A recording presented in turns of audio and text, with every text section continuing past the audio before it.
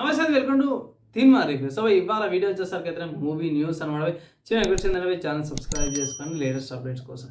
So first మూవీకి సంబంధించిన update చూసుకుంటే మాత్రము నాని గారిది అనమాట. సో నాని గారిది సరిపోదు శనివారం అనేది ఉంది కదా, ఈ మూవీకి సంబంధించిన అప్డేట్ అయితే వచ్చిందనమాట. సో ఈ movie theatrical by SVC release చేసే వాళ్ళు చూసుకోరన్నమాట. సో సింపుల్ చెప్పని దిలాజ్ వాళ్ళది అక్వైర్ చేసుకోరన్నమాట. 2 స్టేట్ల థియేట్రికల్ రైట్స్ అనమాట అవి. సో మూవీ ఎప్పుడు వస్తుంది అనేసి అయితే కన్ఫర్మ్ కాలేదు, కానీ మేబీ తొందరలోనే వచ్చేస్తుండొచ్చు. చూద్దాము, అఫీషియల్ ఇంకో అప్డేట్ వస్తే అవి కన్ఫర్మ్ అయితే చేస్తాను.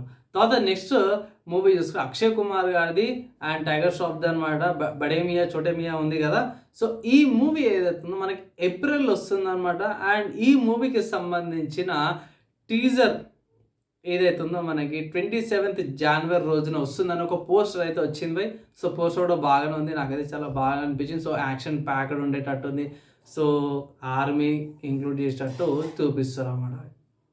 తర్వాత నెక్స్ట్ న్యూస్ చూసుకుంటే ఫైటర్స్ మూవీ అయితే మనకు అందరూ తెలిసిందే కదా. సో ఈ ఫైటర్స్ అనే మూవీ సంబంధించిన డ్యూరేషన్ ఎంత ఉందో మనకి ఇప్పుడు బయటపడ్డది. సో దీని ప్రకారం చూసుకుంటే ఈ మూవీ 25th జనవరి రోజున వస్తుందని చాలామంది అంటారు. అండ్ ఇక్కడ 166 minutes, అంటే సింపుల్ చెప్పాలంటే 2 hours 46 minutes డ్యూరేషన్తో పాటు వస్తుంది ఇక్కడ.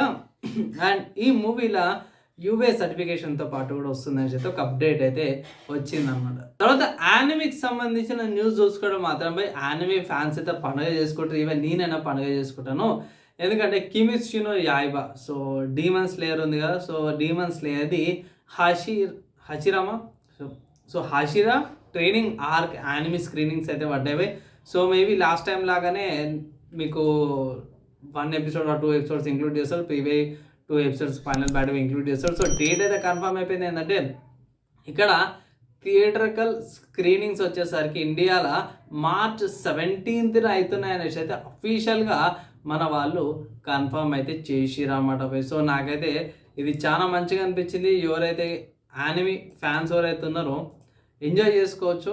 సో ఈ యానిమీ అయితే స్టిల్ ఇప్పటికీ మంచి క్రేజ్తో పాటు వస్తుంది. అన్న చెల్లెల సెంటిమెంట్తో పాటు అయితే చాలా బాగుంది అనమాట సో చూడండి, నాకైతే యానిమేషన్ స్టైల్ కానీ చూపించే విధానం కానీ చాలా మంచిగా అనిపించింది. ఒకసారి అయితే మూవీ అయితే రికమెండ్ చేస్తాను. యానిమీ సిరీస్ కూడా ఉంది, అది కూడా చెక్ చేయమని రికమెండ్ చేస్తాను. తర్వాత నెక్స్ట్ న్యూస్ చూసుకుంటే డిజిమాన్ నుంచి అన్నమాట. సో డిజిమాన్ అడ్వెంచర్ 2 ద బిగినింగ్ అయితే జాపనీస్ వర్షన్ ఏదైతే ఉందో అట్ ప్రెజెంట్ మనకి థియేటర్స్లో అవైలబుల్ ఉందన్నమాట. సో ఇది నేను అప్డేట్ చేయడం మర్చిపోయాను. సో ఇది 19th జనవరి నుంచి మనకి థియేటర్స్లో అవైలబుల్ ఉందన్నమాట, మన ఇండియన్ థియేటర్స్లో. ఇక్కడ మనకి పీవీఆర్లో ఐనాక్స్లో కూడా అవైలబుల్ ఉందన్నమాట. ఒక ఇలా చెక్ చేసుకోవడం చెక్ చేసుకోవచ్చు. 24th దాకానేమో టికెట్స్ అవైలబుల్ ఉన్నాయి, చెక్ చేసుకోండి.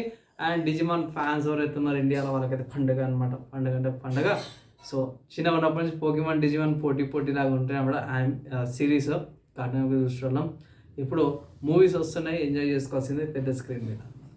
సో అంతే ఇవి ఇవాళ మూవీ న్యూస్ అప్డేట్స్.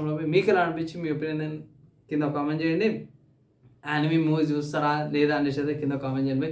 అంటే వీడియోకి నెక్స్ట్ ఎలా కలుసుకుందాం.